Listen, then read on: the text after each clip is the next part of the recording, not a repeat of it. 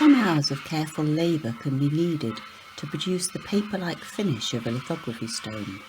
Results are determined by an attention to detail and acceptance of the time it will take.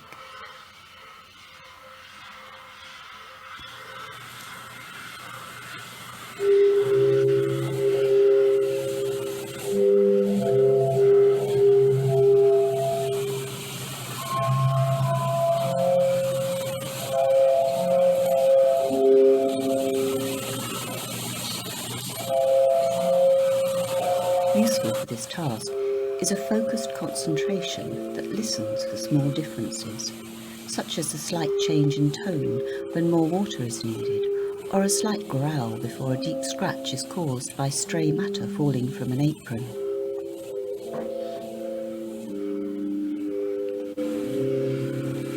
The sound of graining limestone is not mentioned in technical handbooks. Lithographers are, however, intimately familiar with this discordant scouring noise, and engrossed as such in their work, may become attuned with an unwavering attention to the pulse and rhythm of this practice.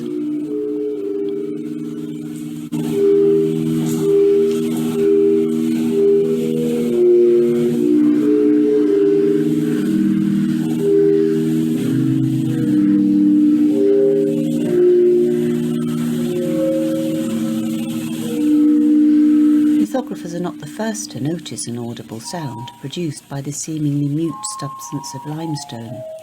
There are boulders scattered across deserts that will chime like bells when struck with a pebble, and in caves decorated by Paleolithic artists, ledges are worn with the circular depressions of percussion zones.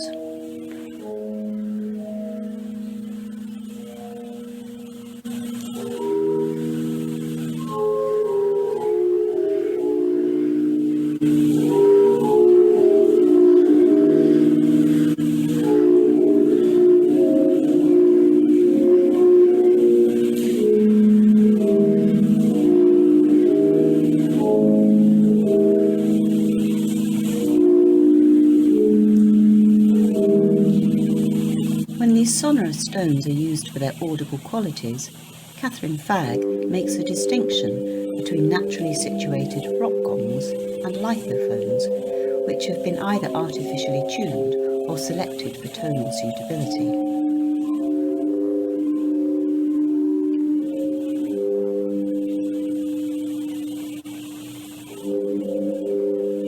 Tuning lithophones is done by knapping or grinding the stone to alter the dimensions, which will in turn affect the musical pitch. To create the Luray stalagpipe organ, engineer Leyland Sprinkle devoted many hours to fine-tuning limestone stalactites. In the style of a pipe organ, his lithophone has a keyboard with pedals and draw knobs, each key being electronically wired to a rubber mallet that taps the corresponding stalactite when pressed.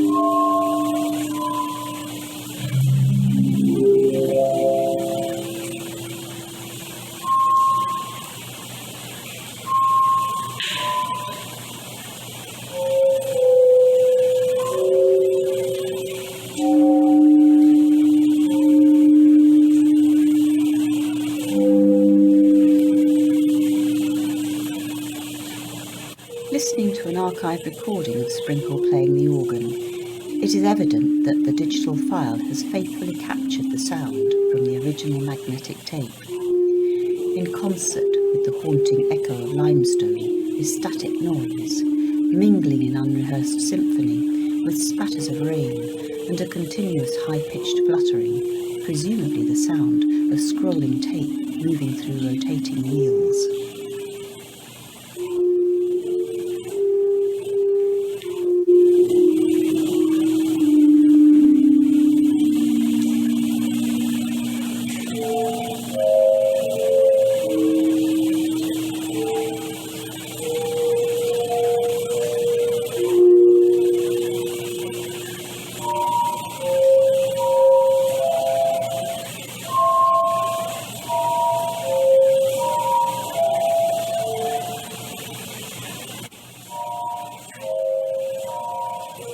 anticipating hymns and folk tunes, a listener might strain to hear the fragile melody in the background, its faltering pace, suggesting that Sprinkle's fingers hover tentatively over the keyboard, and that this engineer of significant accomplishment was not a trained organist.